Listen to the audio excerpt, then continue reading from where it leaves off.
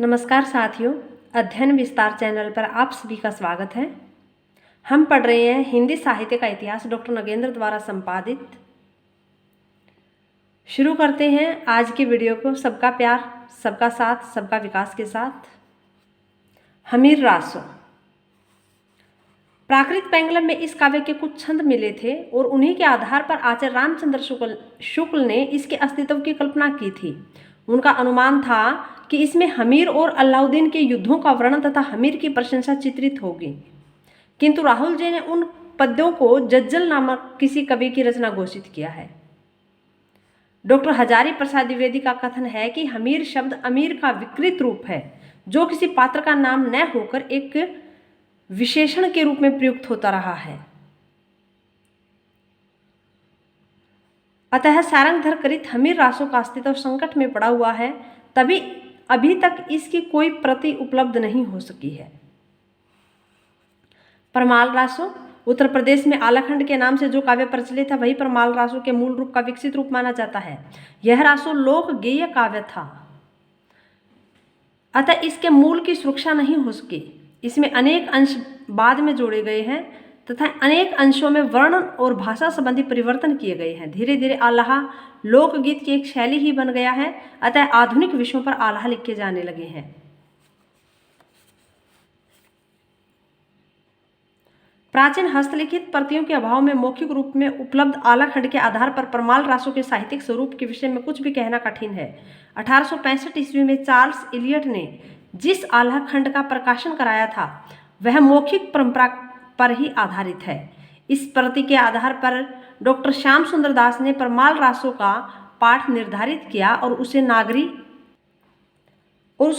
प्रचारणी सभा से प्रकाशित कराया। इस नए रूप में उपलब्ध परमाल रासो यद्यपि सर्वथा प्रामाणिक कृति तो नहीं है, तथापि आदिकाल में रचित मूल परमाल रासों के ऐतिहासिक अस्तित्व को समझने में सहायक अवश्य है।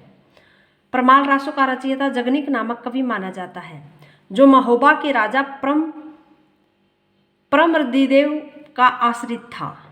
उसने इस काव्य में आल्हा और उदल नामक दो वीर सरदारों की वीरतापूर्वक लड़ाइयों का वर्णन किया है। इसी आधार पर इसका रचनाकाल 13वीं शती का प्रारंभ माना जाता है। इसमें वीर भावना का जितना प्रौढ़ रूप मिलता है उतना अन्यत्र दुर्लभ है। आज भी जब से इसे गायक संगीत के साथ गाते हैं तब दुर्बलों में भी तलवार चलाने की स्फूर्ति आ जाती है। विवाह और शत्रु प्रतिशोध वीरता के प्रदर्शन का आधार रहे हैं। युद्धों के अत्यंत प्रभावशाली वर्णनों की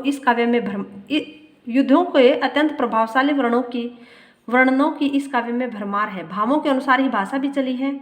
उसमें एक विशेष ध्वनि सर्वत्र व्याप्त हो गई है। गेयता का गुण इस काव्य को विकसनशील लोक गाथा काव्य की श्रेणी में ले आता है, किंतु इसकी रचना लोक गाथा के रूप में न होकर शुद्ध काव्य के रूप में ही हुई है। भाषा की दृष्टि से इस काव्य का मूल्यांकन कर पाना संभव नहीं, क्योंकि मूल रूप का कोई भी अंश अब शुद्ध रूप में सुरक्षित नहीं है। इसमें अनेक प्रकार के परिवर्तन होते रहे हैं। छंद विधान की दृष्टि से इस काव्य की एक विशेष शैली है, जिसे आल्हा शैली कहना ही उचित है। इसकी वर्णन शक्ति और प्रभावोत्पादकता को समझाने में निम्नांकित पंक्तियां कुछ सहायक हो सकती हैं। 12 बरस लो कुकर जीवे, अरु 13 लो जिये सियार, बरस 18 छत्री जीवे, आगे जीवन को धिक्कार। पृथ्वीराज रासो। आचार्य रामचंद्र शुक्ल ने लिखा है कि चंद हिंदी के प्रथम महाकवि माने जाते हैं। इनका पृथ्वीराज रासो हिंदी का प्रथम महाकाव्य है। उन्होंने चंद बरदाई को दिल्ली नरेश पृथ्वीराज चौहान का सामंत और राजकवि माना है। महामहोपाध्याय पंडित हरिप्रसाद प्रसाद शास्त्री के अनुसार चंद बरदाई का जन्म लाहौर में हुआ था। इनके जन्म काल के संबंध में कई धारणाएं हैं। शुक्ल जी ने इनका जन्म वर्ष 1168 ईस्वी माना है तथा लिखा है कि रासों के अनुसार ये भट्ट जाति के जगात नामक गोत्र के थे। इनके पूर्वजों की भूमि पंजाब थी और लाहौर में इनका जन्म हुआ था, और महाराज पृथ्वीराज का जन्म एक ही दिन हुआ था और दोनों ने एक ही दिन यह संसार भी छोड़ा था। शुक्ल जी ने हरप्रसाद शास्त्री जी द्वारा प्राप्त चंद का एक वंश वृक्ष भी प्रस्तुत किया है। वह वंश वृक्ष शास्त्री जी को नानूराम भाट से प्राप्त हुआ था। जो स्वयं को चंद का वंशज मानता था।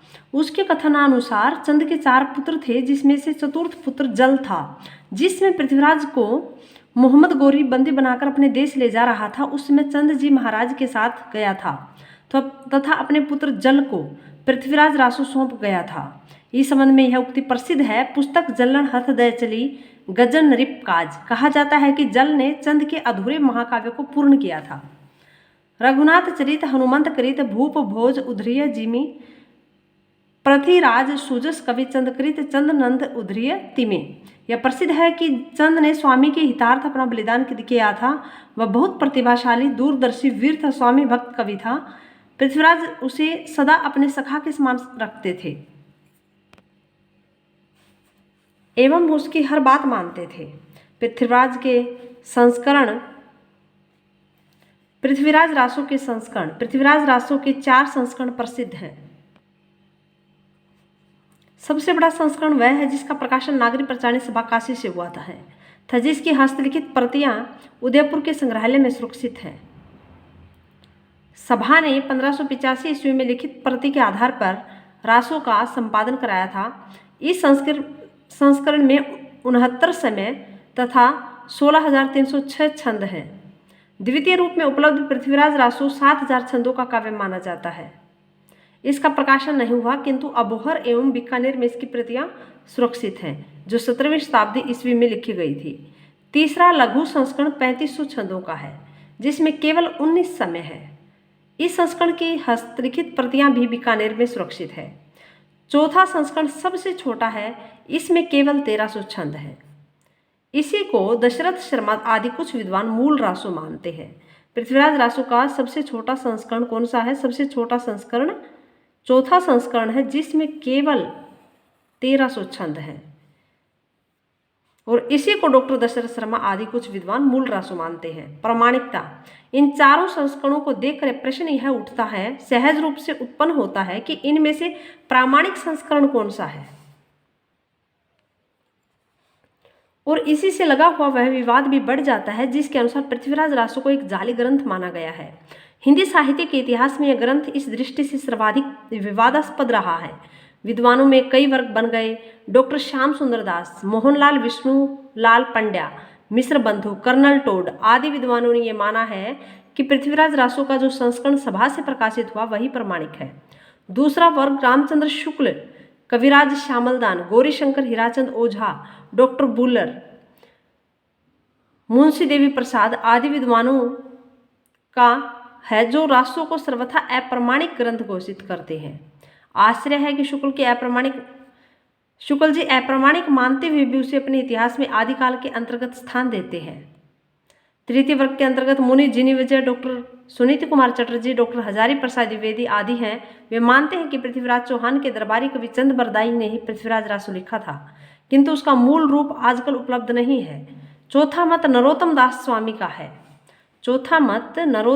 स्वामी का है। उन्होंने सबसे अलग बात यह कही है कि चंद ने पृथ्वीराज के दरबार में रहकर मुक्तक रूप में रासो की रचना की थी। उनके इस मत से कि रासो मूलतः प्रबंध काव्य नहीं था, अन्य कोई विद्वान सहमत नहीं है। वस्तुतः आरंभ में यह ग्रंथ विवादास्पद नहीं था। कर्नल टोड ने इसकी वर्णन शैली तथा काव्य सौंदर्य पर रीझ कर इसके लगभग 30,000 छंदों का अंग्रेजी में अनुवाद भी किया था। ताशी भी इसकी प्रामाणिकता में संदेह नहीं करते। बंगाल की रॉयल एशियाटिक सोसाइटी ने इस ग्रंथ का मुद्रण भी आरंभ कराया था। सन 1875 ईस्वी में डॉक्टर बुलर ने पृथ्वीराज विजय ग्रंथ के आधार पर इसे अप्रामाणिक रचना घोषित किया। फलतः राजस्थान के कुछ इतिवृत्त खोजियों कविराज मुरारीदान, श्यामलदान, गौरीशंकर हीराचंद ओझा आदि ने इस काव्य को अप्रामाणिक सिद्ध करने के लिए सायास तर्क जुटाए। इन विद्वानों के तर्कों को निराधार सिद्ध करने का प्रयत्न किया डॉक्टर दशरथ शर्मा ने। वस्तुतः यह विवाद इतना उलझ गया कि अब तक कुछ विद्वान इसे अप्रामाणिक कृति सिद्ध करने में जुटे हुए हैं। वे एतदर्थ नए नए तर्क खोजते जा रहे हैं। कुछ विद्वान ऐसे भी हैं जो उनके द्वारा खोजे गए तर्कों को निराधार सिद्ध करने के लिए सामग्री जुटाते रहे हैं। अप्रामाणिकता के लिए तर्क। जो लोग रासो को अप्रामाणिक रचना मानते हैं उनके तर्क निम्नलिखित हैं। रासो में उल्लिखित घटनाएं और नाम इतिहास से मेल नहीं खाते।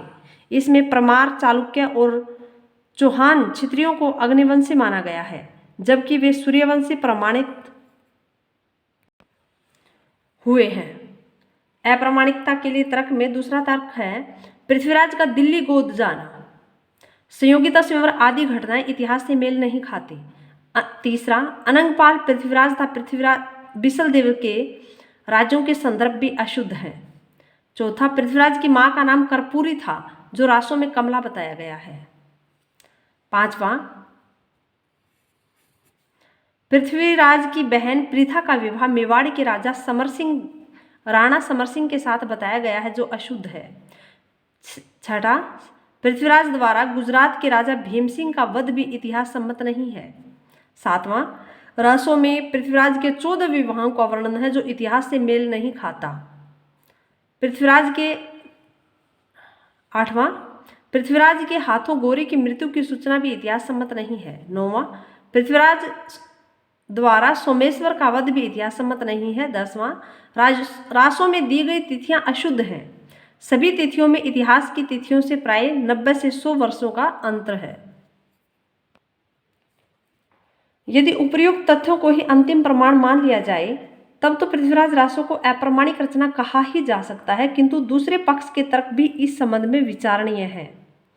डॉक्टर दशरथ शर्मा का मत है कि इसका मूल रूप प्रक्षेपों में छिपा हुआ है। इधर जो लघुतम प्रतियां मिली हैं, उनमें इतिहास संबंधी अशुद्धियां नहीं हैं। घटनाओं में 90 से 100 वर्षों का जो अंतर है, वह संवत की भिन्नता के कारण है। पृथ्वीराज रासों को अप्रामाणिक सिद्ध करते हुए कहा था कि इसमें जो तिथियां हैं, उसमें 90 से 100 वर्षों का अंतर आता है।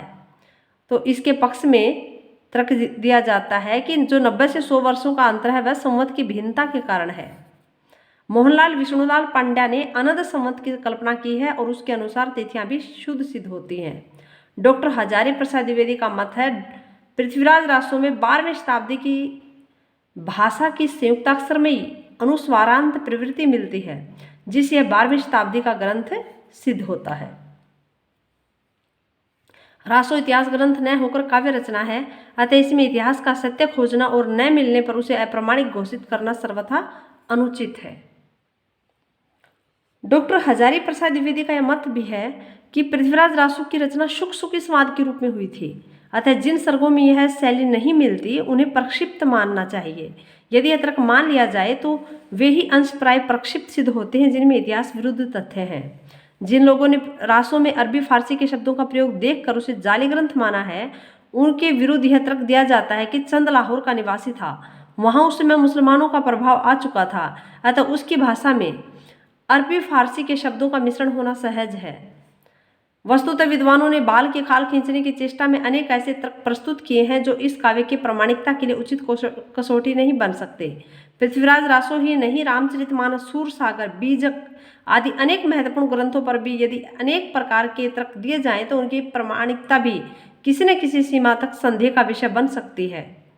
रामचरितमानस में तो प्रक्षिप्त अंश स्वीकार किए भी जाते हैं। कई ऐसे पद भी मिलते हैं जो सूर और मीरा दोनों के नाम से प्रसिद्ध हैं। अतः प्रक्षिप्तांशों या इतिहास विरोधी कथनों के आधार पर पृथ्वीराज रासो को अप्रामाणिक मानना उचित नहीं है। चंद ने पृथ्वीराज के जीवन की घटनाओं का जैसा सजीव वर्णन किया, उसे देखकर यही कहा जा सकता है कि वह पृथ्वीराज का समकालीन कवि था। अतः रासो को अप्रामाणिक मानना उचित नहीं है। यदि इस विवाद में कोई सत्यांश झलकता भी है, तो वह इतना ही है कि पृथ्वीराज रासो में पर्याप्त प्रक्षिप्त अंशों का भी समावेश हुआ है। काव्योत्कर्ष चंद्रप्रदायी ने इस ग्रंथ में अनेक घटनाओं का समावेश किया है तथा कुछ घटनाएं बाद में भी चरणों ने जोड़ी है, जिससे ऐसा लगता है कि यह काव्य एक घटना कोश है, परंतु समस्त घटना चक्र के भीतर कवि ने अपनी रस दृष्टि का नियोजित रूप में विस्तार किया है। अतः इसे महाभारत के तरह एक विशाल महाकाव्य मान सकते हैं। इस काव्य में 2 रस प्रमुख हैं, श्रृंगार और वीर। ये दोनों रस पृथ्वीराज चौहान के चरित्र के 2 पार्श्व उन्मुक्त करते हैं।